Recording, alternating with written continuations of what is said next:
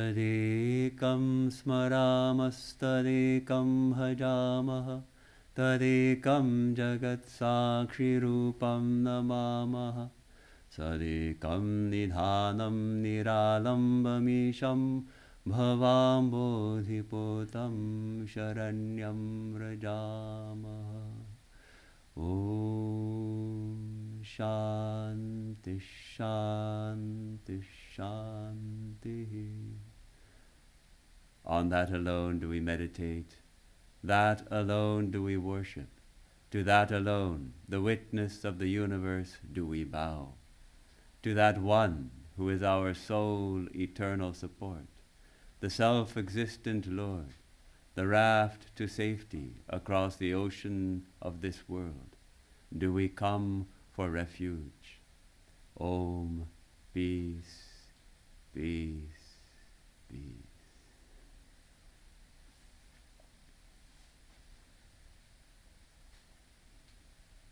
Good morning. Wonderful to be back at Trabuco on this chilly December morning. Wish all of you all the blessings of the various holidays we have been celebrating. We celebrated Holy Mother's birthday on Sunday last, and of course Christmas we celebrated. We're celebrating the light of the world coming into the world, and we're right now in the middle of the celebration of Hanukkah, which is also a celebration of light. And this light is, in Vedanta, we say this light is what? Ultimately the light of consciousness. That is what we are. We are actually the light. As Jesus says, ye are the light of the world. So don't hide that light under a bushel, but let it shine. And so that is our light that we want to let it shine. And our topic today actually is being here now. We could also title it, Letting Our Light Shine Right Here and Right Now.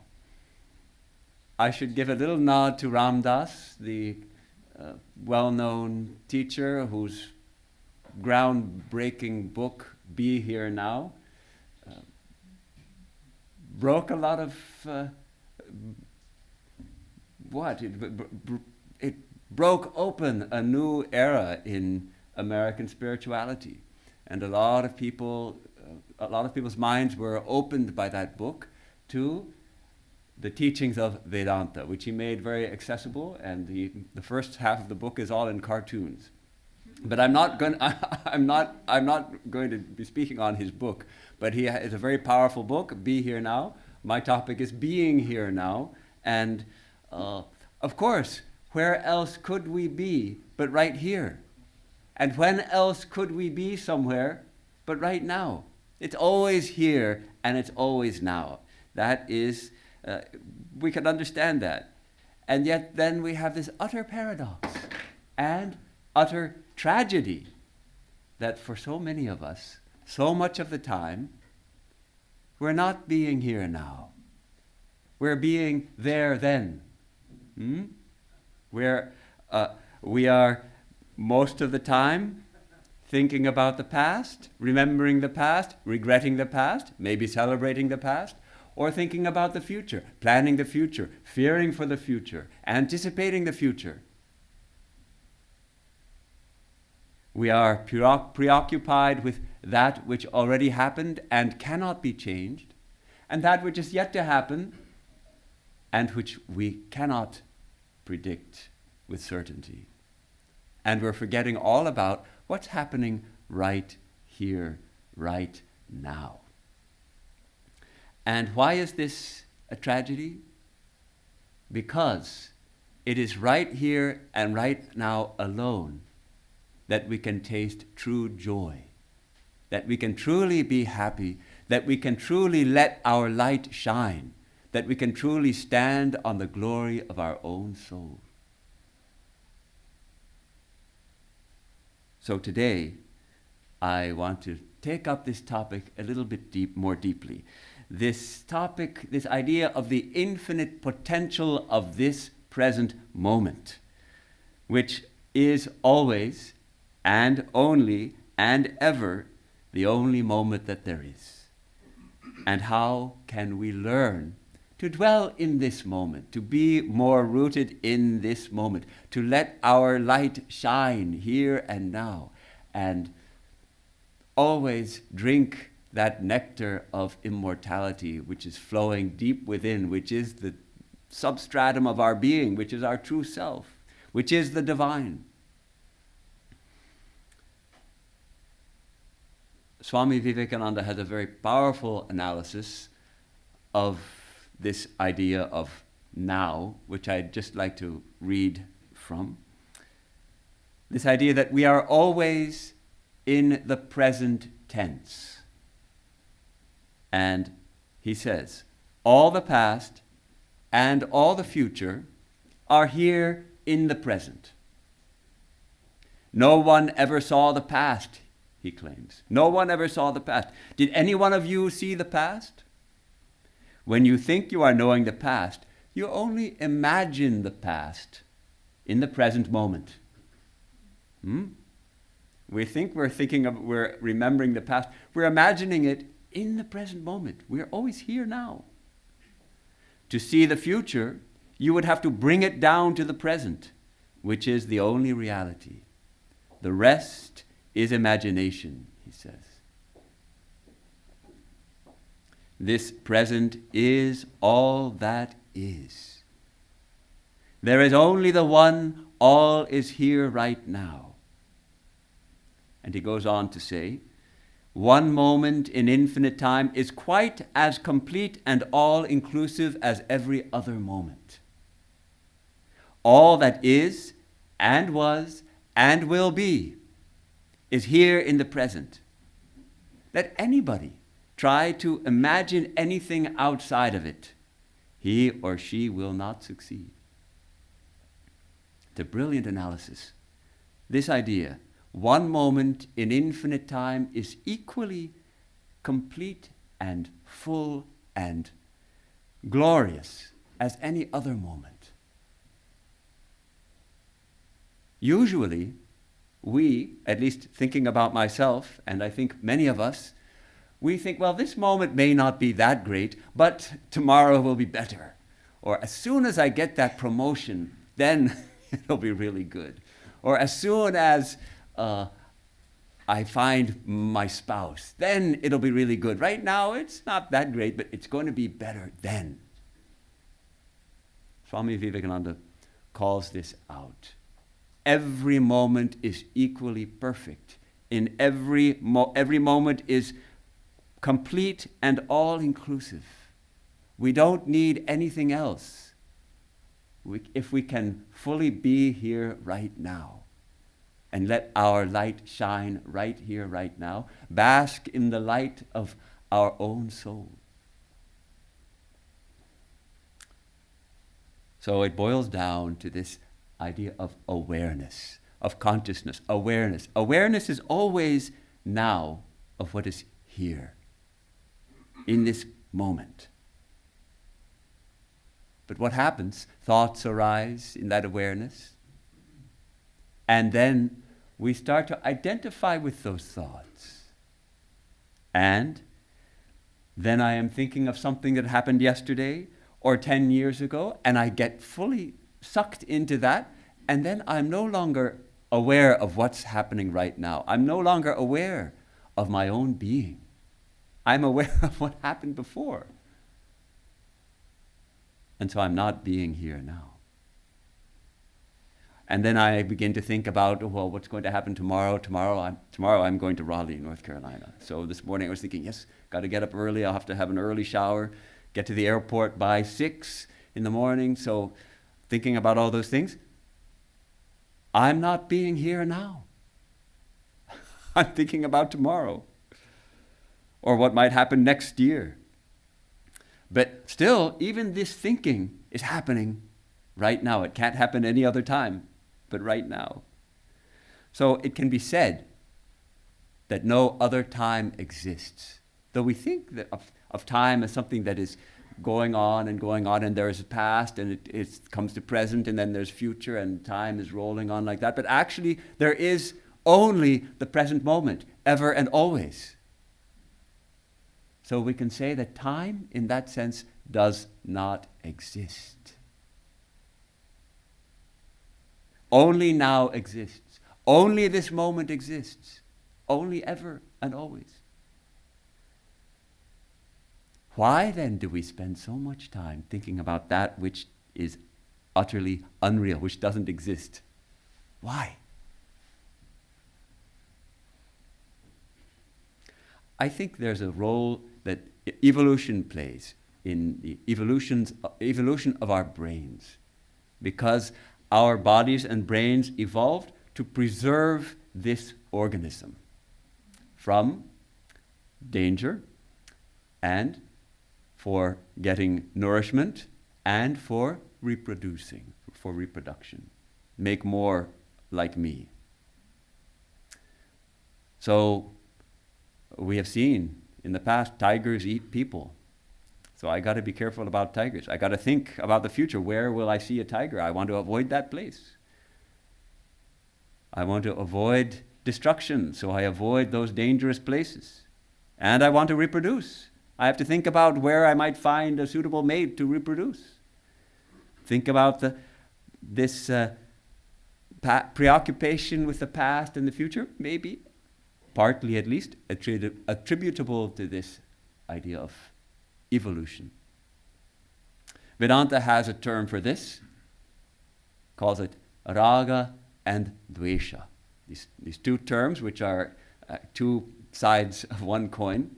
Raga means we experience something pleasurable. And naturally, we want to repeat that experience. We want to repeat it. An attachment grows, it's called. We call it raga. And dvesha, we experience something unpleasant in our life. We don't want to experience that again. Maybe we got stung by a bee. I don't want to get stung by a bee again. So this dvesha, this resistance, this aversion comes towards that thing. So much of our mental life is dominated by these two. As we've been discussing, this is just putting fancy Sanskrit terms to it, this idea of wanting to repeat a pleasurable thing and wanting to avoid experiencing a painful thing. Raga and dvesha. So it's like a memory loop.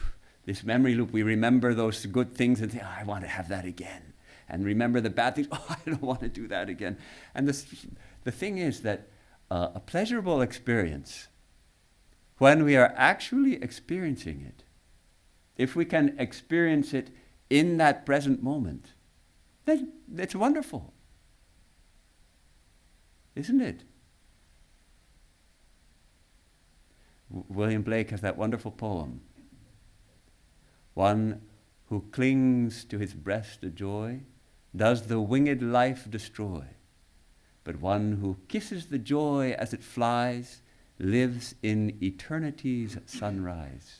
Have you heard of the poem? Some of you must have heard it.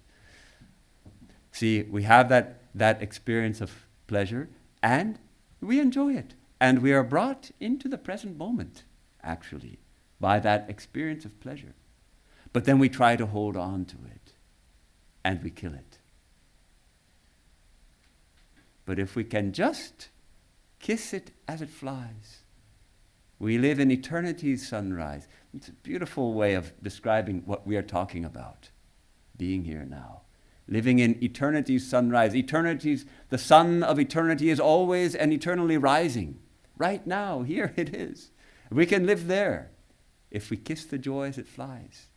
This poem really is about giving up this raga, this strong desire to repeat pleasurable experiences. Sri Krishna in the Bhagavad Gita describes one who has gone beyond this raga and dvesha. He says, the self-controlled person moving among objects with senses under restraint, like those horses in the painting in the back. Sri Krishna is holding those horses which are restive, they're under restraint.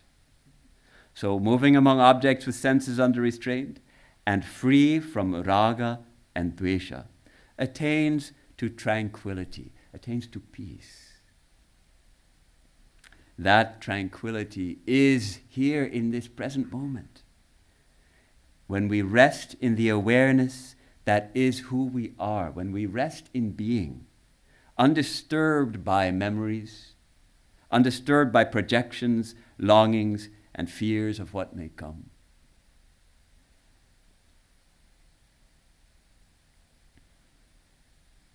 Some of you may be thinking, oh, wait.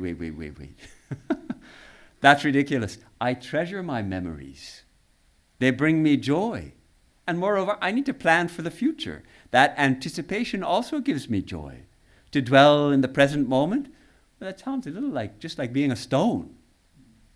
It's my memories. And I think probably as we get older, we find more and more that our memories of the past take on a great importance. When we're young, we're full of thoughts about the future. And I want to do this and I want to do that and I want to go to college and I want to get married, I want to have kids, I want to do this and that. And in the fag end of life, we're like, okay, I did this and I did that and I had this good experience, I had that. And we chew the cud of all these experiences. But, though there may be some joy in remembering a happy experience that we had, but true joy is not found in the past. It's always found right here, right now. Our happy memories are an attempt to hold on and make permanent that which is by its very nature impermanent. So, where is the permanent? Where is that which does not change? We find everything in life comes to an end. Every happy experience comes to an end. Every sad experience also comes to an end. But we have the opportunity to break free of that chain of raga and dvesha and dwell in the present moment, which is always and ever joyful and tranquil.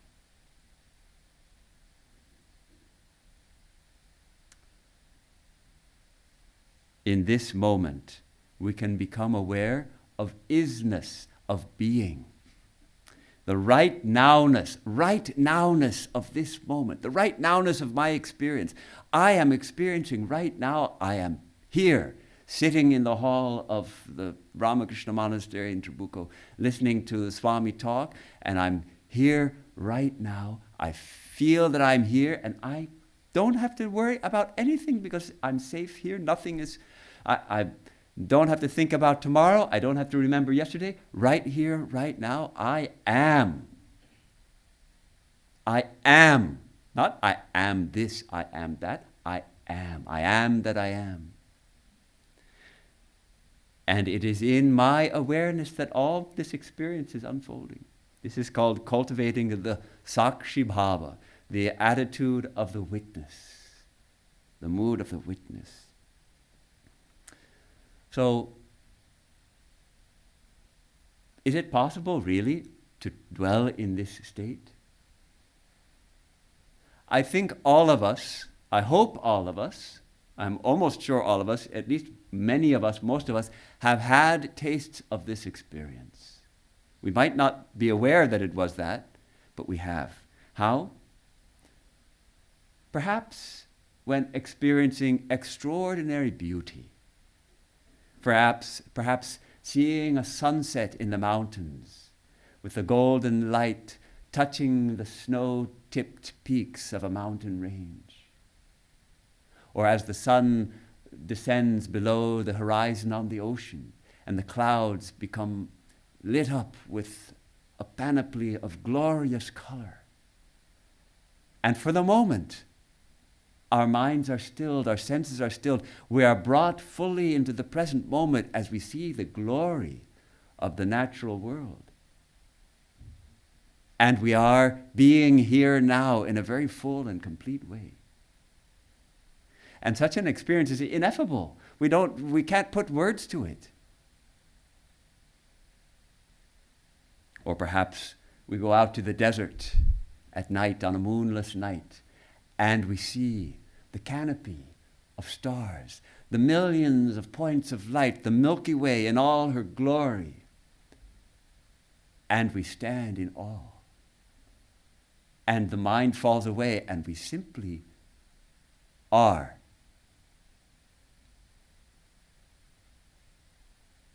Perhaps soul-stirring music can move us to that state.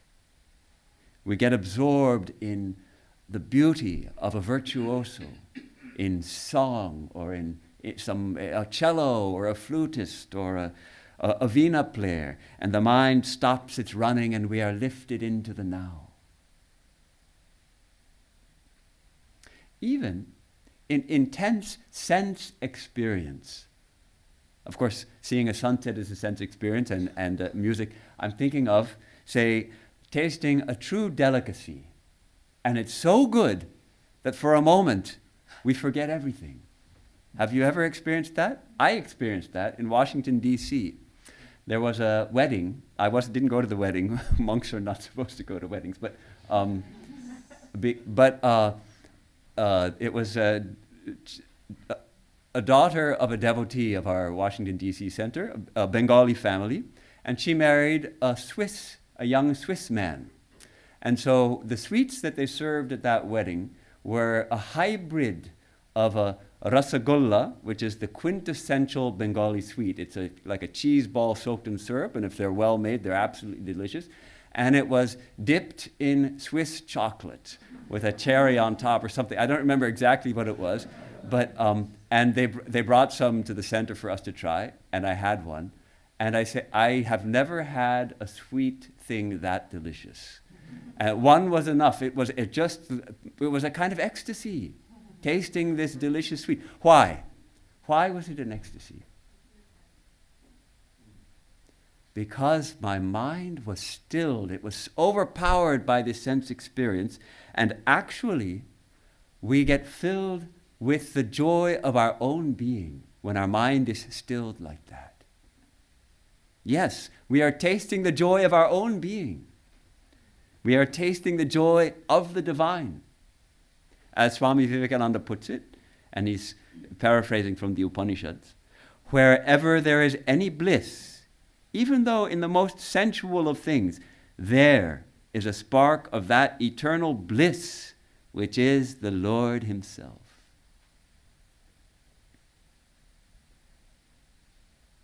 But see, that was an experience of being here now, tasting that sweet. But now I'm only remembering it.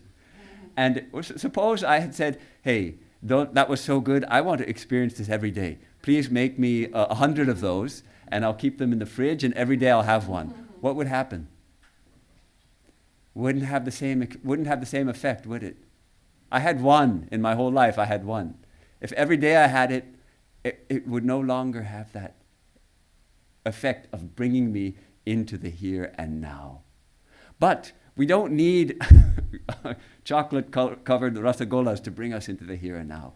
We can do it by practice, by training our attention.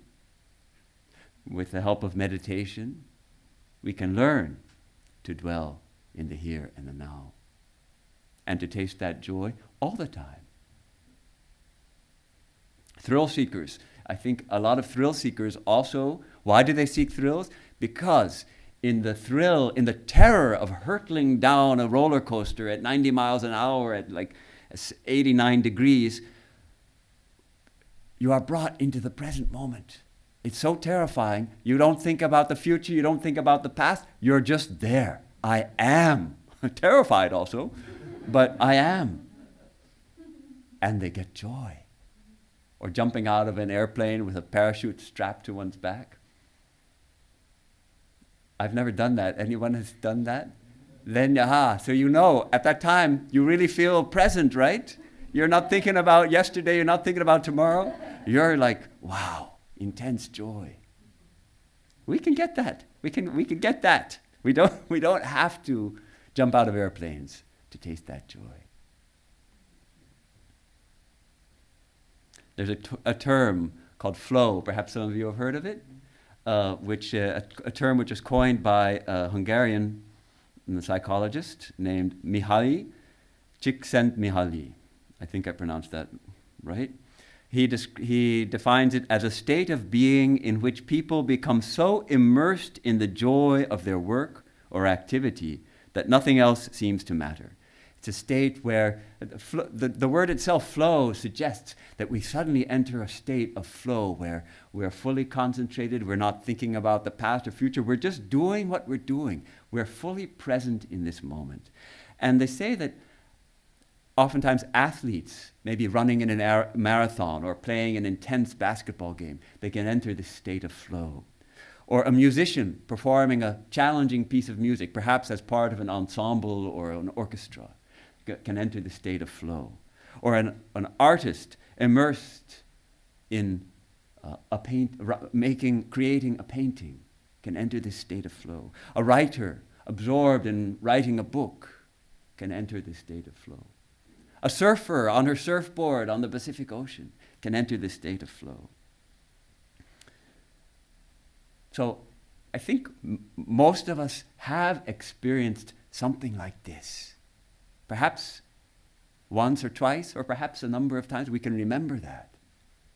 That's what we're talking about. And we're talking about not having it once in a while when we see something amazing or experience something amazing or go surfing, but all the time.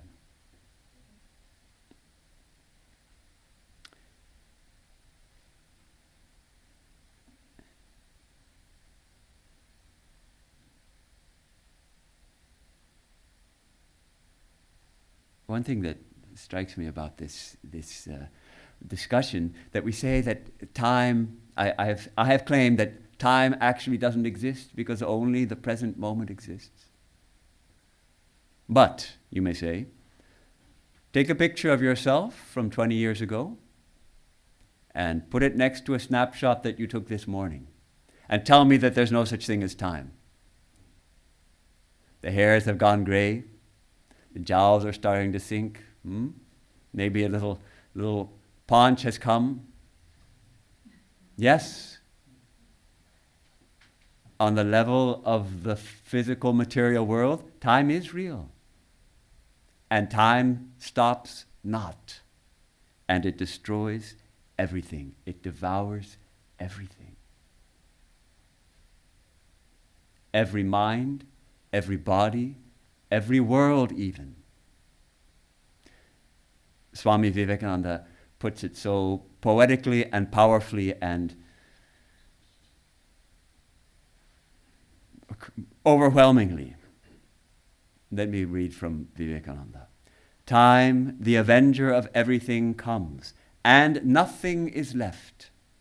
He swallows up the saint and the sinner, the king and the peasant, the beautiful and the ugly. He leaves nothing.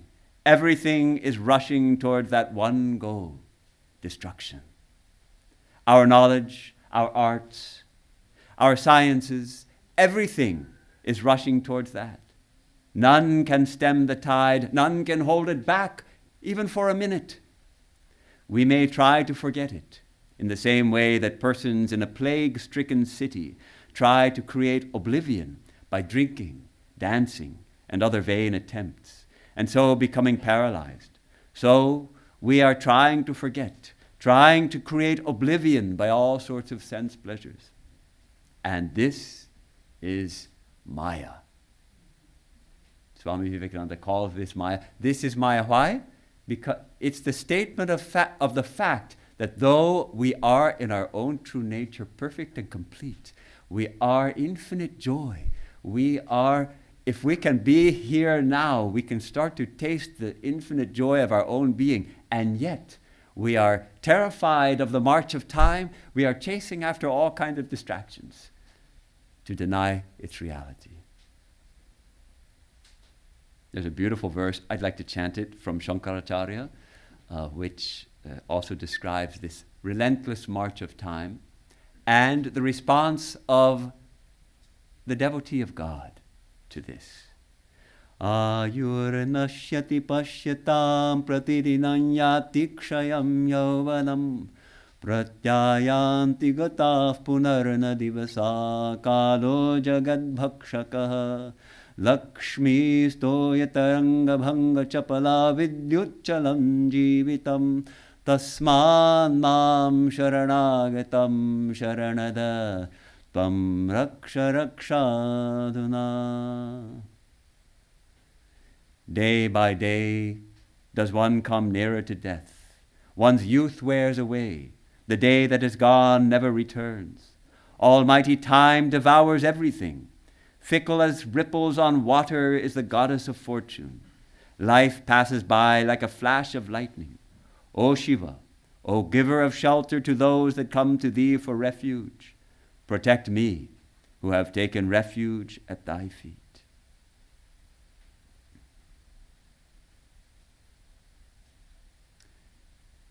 Part of the reason I love this verse is it's so poetic. It has this beautiful rhythm, and it comes towards the end of the long hymn craving forgiveness for one's transgressions, a hymn to Lord Shiva. And this is the response of the devotee, seeing the relentless march of time, taking refuge in the Lord of time, taking refuge there. And when we take refuge in the Lord of time, when we take refuge in the divine, we are pulled into the present moment. We are lifted beyond time. Yes, bodies will go, minds will go, but I cling to the feet of the Lord of time, and I do not change. I do not die.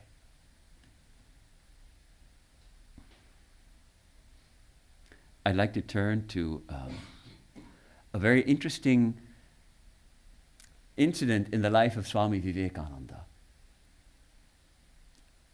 He had come to Los Angeles in December of 1899, 125 years ago. We're celebrating the 125th anniversary of Vivekananda's visit to California. And after that, he went to Northern California, and it was there that he had one disciple, Mr. Thomas Allen, and he recorded this reminiscence. Mr. Allen used to introduce Swami Vivekananda before his public lectures. He would get up on the platform and give his introduction, and then Swami Vivekananda would give his talk. So he remembers this incident. It was March 25, 1900, and there was, quote, a lecture at Union Square Hall, Post Street, was advertised to begin at 3 p.m. But at 3 p.m., Swami was not there. We waited and wondered what to do, and concluded that we must just wait. Several times I went out into the street to see if he was visible. At last, at about 3:30 p.m., I saw him slowly walking up. I went and met him and walked with him towards the hall. I said, Swami, don't you know you're late? The audience has been waiting. Swami replied, Mr. Allen, I am never late. I have all the time in the world. All time is mine. Surprising? Mr. Allen said, well, Swami, the audience may not feel the same as you do. But Swami just went on at his same leisurely pace. On the way, we had to pass a shoe shine stand. And when Swami saw that the shoe shiner was idle, he went up to him to have his shoes polished. I was silently fidgeting, thinking about the people who had come to hear the lecture. But my fidgeting did no good. At last, Swami got on the platform and was again introduced to the audience, which had more or less patiently waited for him. So what do we make of this? By the by, I would be ready to wait not half an hour or an hour. I would be ready to wait 100 hours to hear Swami Vivekananda in person. What do we make of this? We find Swami Vivekananda seemingly utterly indifferent to time, already half an hour late for a lecture and stopping to get his shoes shined. And then this astounding claim, I am never late. I have all the time in the world. All time is mine. and Mr. Allen fidgeting, trying to object. No effect at all. American devotees were often frustrated by this facet of Swami Vivekananda. He seemed not to have the ability, oftentimes, to be in time as we think of it. And it's interesting, when I told this story in another talk in Hollywood, and two devotees confessed to me that they became very angry. They thought, Swami Vivekananda, he didn't respect those people who were waiting for his talk. They became angry with Swamiji because he was disrespecting them. Hearing about this incident 124 years ago, they got angry. I think if we feel a little angry, if we feel uncomfortable about this, it's because we don't understand what it means to dwell in that consciousness beyond time, where Swamiji dwelt. He had to struggle oftentimes to bring his mind down to this plane of transactional reality where we have to deal with clocks and being on time and all that, and adhere to societal conventions. He was always in an exalted state of consciousness, so much so that when he arrived in Alameda, Mr. Allen jovially greeted him, saying, "Swami, I see you are in Alameda." And he gravely replied, "No, Mr. Allen, I am not in Alameda. Alameda is in me." So he was dwelling in that luminous present moment, that infinite consciousness where everything is in me, where all time is mine, because I am the witness of time. I am the consciousness in which time and all action and activity unfolds. So all time is mine. For Swami Vivekananda at that moment, he could say that not as a platitude or as a joke. He meant it. Interesting aside, Mr. Allen mentioned also that when he introduced Swami Vivekananda from the platform at that talk, he felt like this tiny pygmy standing beside a huge giant. And after that, he never dared to stand on the platform next to Vivekananda. He would always introduce him from the foot of the platform, from the floor below.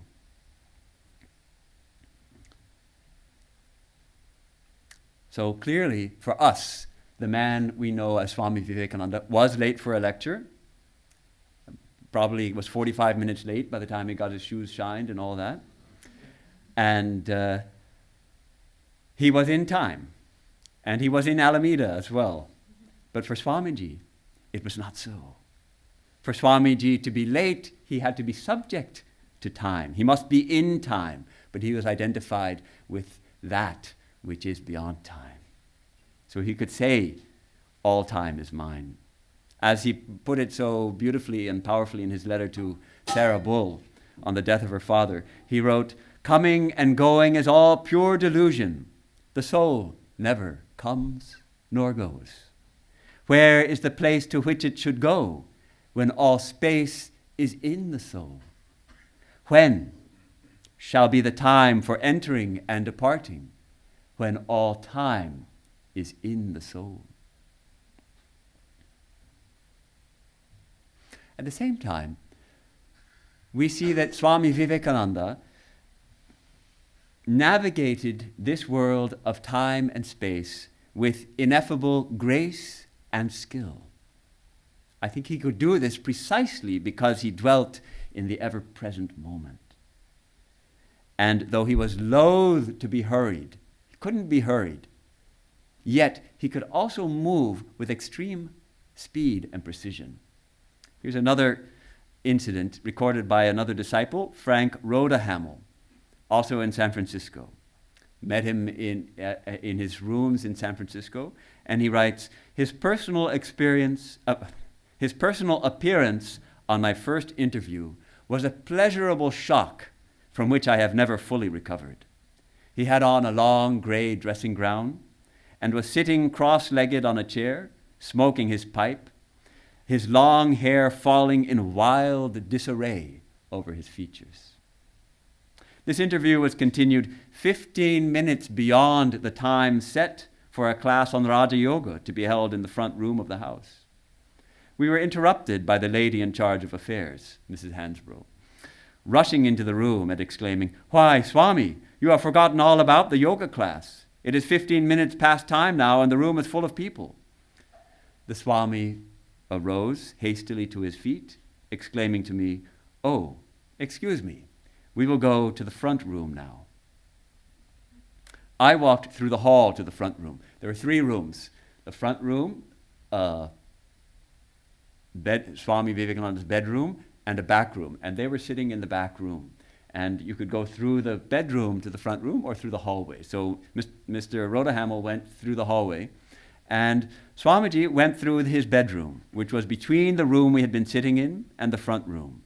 Before I was seated, he emerged from his room with his hair neatly combed and attired in his sannyasin robe. Not more than 1 minute had elapsed from the time he started from his room with disheveled hair and in lounging attire till he came leisurely out into the front room ready to lecture. Speed and precision of action were evidently at his command. So it's fascinating how, on the one hand, he could have his shoes shined when he's half an hour late for a lecture. On the other, he could be ready in 1 minute, combing his hair, changing his clothes, and come out calmly ready to lecture. Though he seemed so careless about time here in this country, with his brother monks, he was very particular and extremely strict about sticking to the monastic routine. Monks were expected to attend the morning meditation and the prayer services and the classes, and bells were rung. And if any monk didn't show up for the morning meditation, he wouldn't get food that day. He would be forced to go out into the street, into the village nearby and beg his food. He wouldn't get fed by the monastery kitchen. So he was very insistent that things be done on time when we say we're going to do them, sticking to the routine. How? Why? How strange? The extremes, it is said, often look alike. Swami Vivekananda's untimeliness stemmed from the fact that he dwelt in the consciousness beyond time. But if we are late, it is not because of that. It is because we didn't plan well, or we are inconsiderate of others' time, or we are lazy. So 2 people late for a lecture. Swami Vivekananda, because he is dwelling beyond time. And me, because I'm lazy. So it's the difference between sattva and tamas, between the kind of the natural inertia that we all struggle against and someone who has gone far beyond that.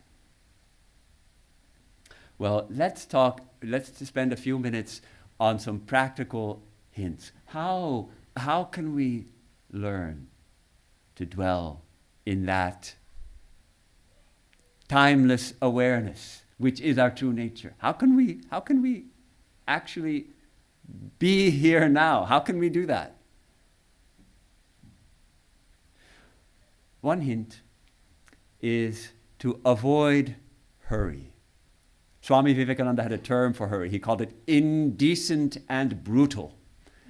And as much as people were hurrying in the 1890s in America, I think hurry has only gotten worse with the computers and the phones, and everyone expects an immediate reply to a text message, and everyone seems to be running around in a hurry. Hurry suggests a harriedness, rushing haplessly, making mistakes along the way, with an uncontrolled mind, thinking of all the other things. Oh my God, I got to do this, and I got to do that, and I got to hurry because I have too many things to do, and not giving attention to the task at hand.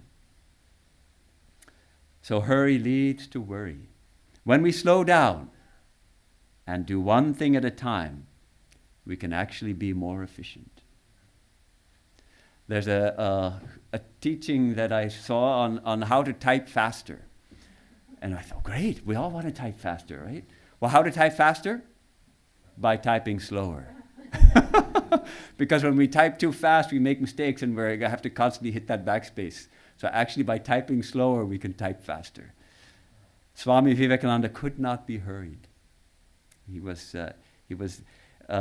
People would say, "Hey, Swami, we have to hurry. There's a train. We have to catch the train." Isn't there not another? Is there not another one afterwards? So, second is doing one thing at a time. Nowadays, everybody talks about multitasking. Our minds cannot do two things at once. Now you may object, yes, we can. We can drive and talk at the same time. We can walk and chew gum at the same time. We can do several things at a time. True, but those are habitual things. Our mind, we don't have to think in order to chew gum. We don't have to think in order to drive. It's all become habitual. It's become automatic. So we can also hold a conversation. But I can't tell you how many times I've missed an exit because I've been in conversation with someone while driving. We can't actually, our minds are unable to do two things at the same time. So the mind has to flit back and forth between two things. So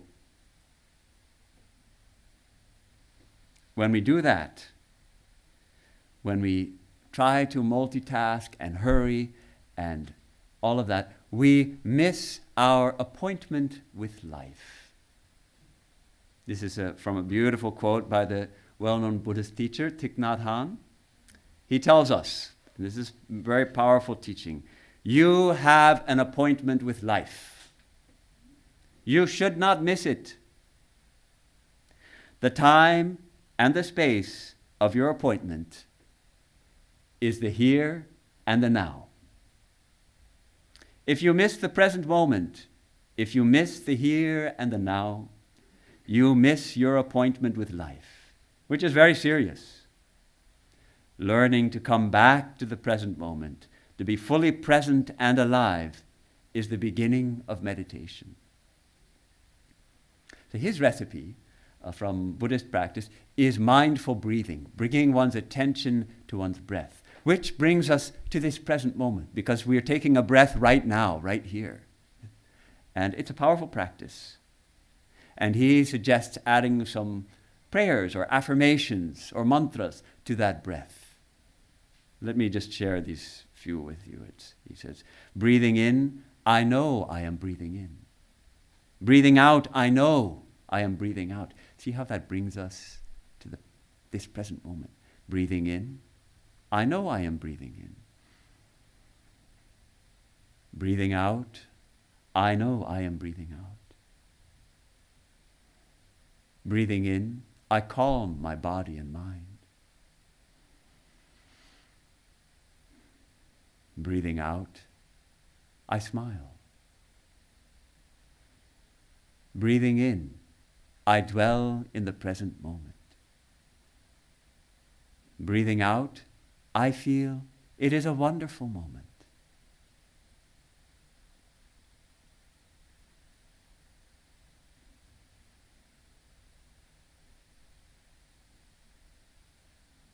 This wonderful moment.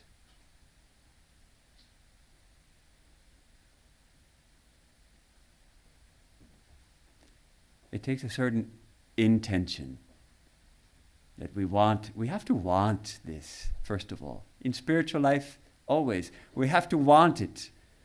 And then we get a taste of it. And then we remind ourselves. Maybe we plan our day with a few less things to do so that we don't have to hurry. Maybe if we are to be at work at 9 and it takes 20 minutes to get there, we don't leave at 20 to 9 because that doesn't leave us time to park. And by the time we get to the office or the place of work, it's 5 or 10 minutes late. Maybe we leave at 8:25. So we can walk in leisurely at 5 minutes to 9 and greet our co-workers with a smile and let our light shine in the present moment with our co-workers.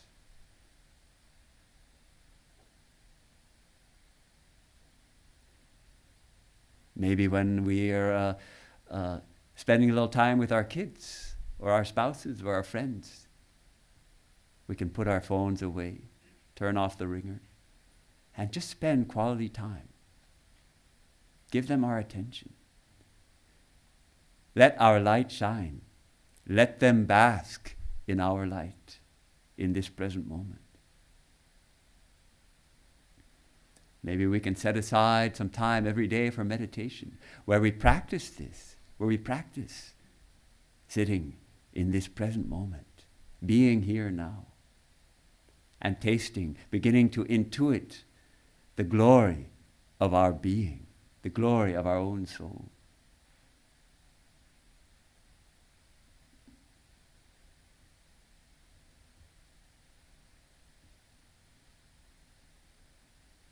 In conclusion,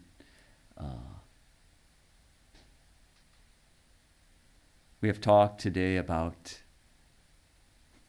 the relentless march of time and how most of us are caught, bound by time, caught by attraction and aversion, longing to repeat pleasant experiences, wishing to avoid unpleasant experiences.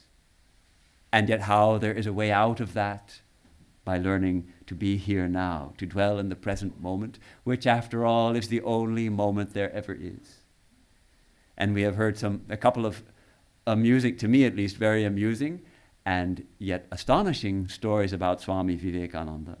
How in the midst of the hurry of modern life, he stopped the clock, as it were, resting ever in the timeless. Not as that we are to imitate him, but we take him as an inspiration, that we may also find the timeless, that we may also learn to dwell here now, to touch the timeless, to know that we are the timeless. By slowing down, by doing one thing at a time, by training our attention, bringing it back to this present moment, perhaps taking the help of a breath or prayer or a mantra, learning to be here now in this present luminous moment, learning to let our light shine and to stand where we have always been standing, in the presence of the divine, the presence of the timeless, the presence of the eternal. So my prayer for us today is that we may learn to do that, that we may day by day find more and more of our days spent in the present, in the here and in the now. Why? Because it is there that we begin to taste freedom. It is there that we begin to taste true joy. It is here that we begin to taste that true freedom and joy that is our birthright. Thank you for giving me this opportunity to share my thoughts with you.